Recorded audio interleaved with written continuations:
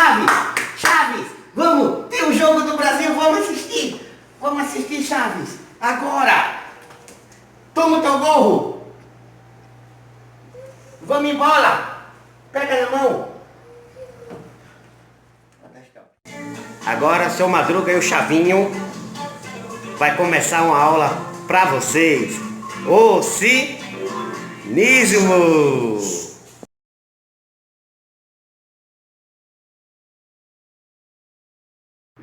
E aí, galerinha do 7º ano, bom dia! Como dito e publicado na nossa vinheta, hoje a aula vai ser sobre a corrente do cinismo, que já começou a ser trabalhada em sala de aula com aqueles videozinhos que a gente passou sobre o seriado do Chaves. Por isso que eu estou aqui com esse gorrinho, né, para tentar parecer com o Chavito, né? Então, por que relacionar o Chaves à escola do cinismo? Primeiro a gente tem que desmistificar o significado do cinismo, ou seja, do ser cínico atualmente. Ser cínico, você diz que uma pessoa é cínica, a gente está relacionando o cinismo a uma pessoa irônica, a pessoa, como vocês dizem no popular, debochada e tal, né? Mas a escola do cinismo, ela não tem nada a ver com a denominação, né, que a gente tem hoje em dia do significado da palavra em si, né? Cinismo é viver como um cão, então viver simples, porque o pai dessa corrente filosófica, o grande Diógenes, ele acreditava que a pessoa, para viver simples, bastava observar o comportamento dos cães. Daí a palavra cinismo, cão, certo? Diógenes, ele morava dentro de um barril. Daí a referência do personagem Chaves em morar dentro de um barril. Por isso a ideia da vinheta e a relação com o seriado. Então a gente vê no seriado que o Chavito, ele é uma pessoa simples, né, uma pessoa pobre, que vive numa vila onde também não tem pessoas ricas, mas pessoas que tentam, através das aparências, até mostrar-se superior, como é o caso da Dona Florinda ou do próprio Seu Barriga, eu acho que é o que tem um pouco mais ali, mas quase todos estão numa condição meio que equivalente, só o Chavito, o bichinho que está na classe mesmo dos miseráveis, ele não tem onde morar, né? A princípio, ele fica até toda a parte do tempo em um barril durante o dia, né? Então, daí a relação com o nosso filósofo Diógenes. E o que seria o cinismo? O cinismo seria viver simples, viver de uma maneira simples. Val, o que seria a pessoa viver de uma maneira simples? Para você tentar chegar a essa simplicidade, você tem que estar em equilíbrio com a natureza. Então, os filósofos cinistas, né, do cinismo, e adoradores da corrente filosófica acreditam que para o homem viver bem, em equilíbrio, e pode-se dizer feliz, ele tem que viver em harmonia com a natureza. E para você viver em harmonia com a natureza, você tem que cada vez mais se afastar do pragmatismo imposto pela a sociedade consumista material. Quer dizer, Val, então tenho que viver como o Tarzan? Não, você não tem que viver como o Tarzan, mas você tem que pensar, se você vive numa sociedade comunista, né, consumista, você tem que ver até que ponto eu posso consumir, porque para o cinismo, essa sociedade consumista, a matéria, ela adquirida de forma exagerada, ela torna algo supérfluo. Então, o consumismo exagerado é algo supérfluo. Então é por isso que essa corrente do cinismo, ela se parece, se aproxima muito de uma corrente filosófica mais atual chamada minimalismo, certo? Que seria você só consuma o que de fato for necessário para você, certo? Por exemplo, Você tem uma casa própria, agradeça por você ter onde morar, certo? Então, se você tem uma casa própria, você não precisa ter duas, três, quatro, certo? Você é proibido de ter um veículo de locomoção, seja um carro, uma moto, um avião, um helicóptero, sei lá. Né? Não, você não precisa não ter, mas não precisa ter vários, certo? Se você tem uma condição de ter um automóvel, só tenha um, para que dois, certo? Se você tem um, você vai afetar menos a camada de ozônio, né? O dióxido de carbono emitido, né, pelo poluente, que polui o ar. Então, você assim tenta viver um pouco mais de equilíbrio na natureza. Se você tem a oportunidade de ter um automóvel e só tem um ao invés de ter dois, que na verdade o melhor é você andar de bicicleta ou a pé, mas não vamos ser tão radicais, certo? Então, poxa, se você está num ambiente hospitalar, sei lá, você sair tem copo descartável, você não tem como levar o seu copo, adotar o seu copo, então só pega um copinho descartável, toma e fica com ele na mão, caso for necessário você leva aquele mesmo que você consumiu, certo? Então tudo em prol do equilíbrio da natureza. A questão não é se desfazer da matéria, certo?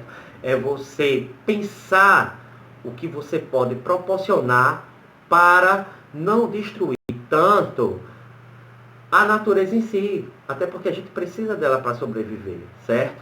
Então, às vezes, essa coisa criada pela sociedade, que ela torna isso, volta isso para você como uma felicidade, adquirir o que eu posso consumir, é algo perigoso, certo? Você assiste as propagandas, você assiste os comentários de programas de televisão, onde se vincula muito a felicidade relacionada ao que você pode adquirir. Ah, um artista vai lá para o arquivo confidencial e começa a chorar porque era um pobrezinho e tal, e de repente ele começa a adquirir as coisas e diz, agora eu estou feliz porque eu consegui comprar um carro, consegui comprar uma mansão, sempre adquirindo a felicidade a algo que eu possa adquirir com o dinheiro, com o consumo.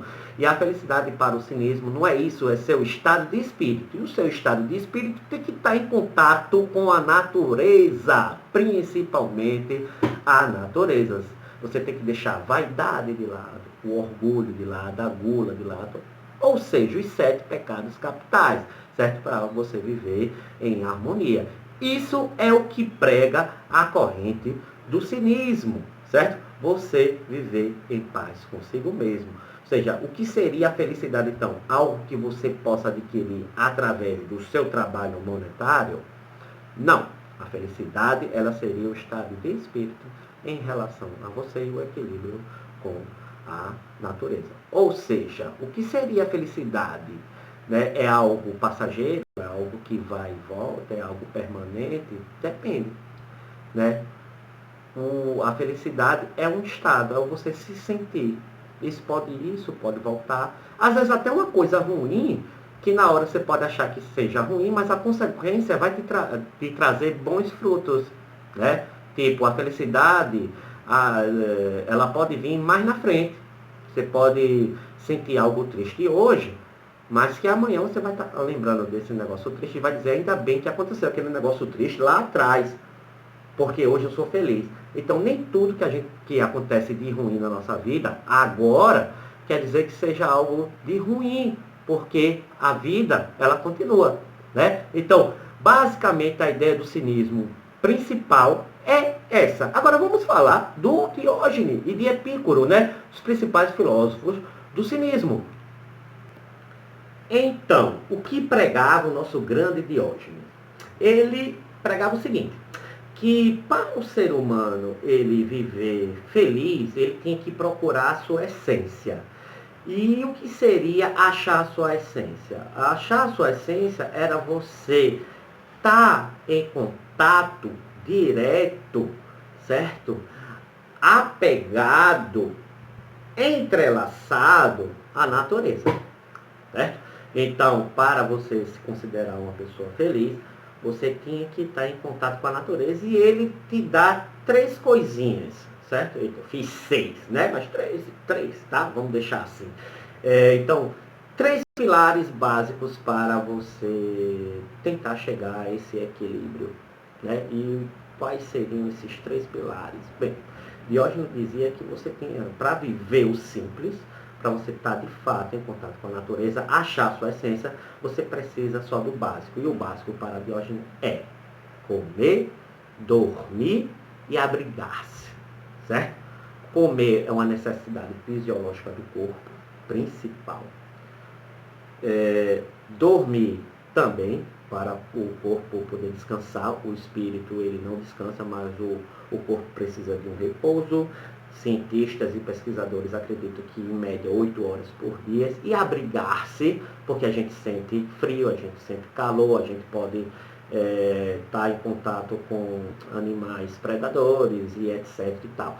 Então, assim como a maioria dos animais, né, os animais ditos irracionais, como é que eles vivem? Eles comem, eles dormem, eles se abrigam, certo? E estão em contato com a natureza. Então, para Diógenes, a gente tinha que ter esses 3 pilares. Se a gente seguisse esses 3 pilares, a gente se tornaria uma pessoa mais feliz e harmonicamente bem, certo? Então, viver de acordo com esses 3 pilares é abdicar daquilo que a sociedade consumista impõe para a gente, que é o luxo, a ganância e a fama, certo?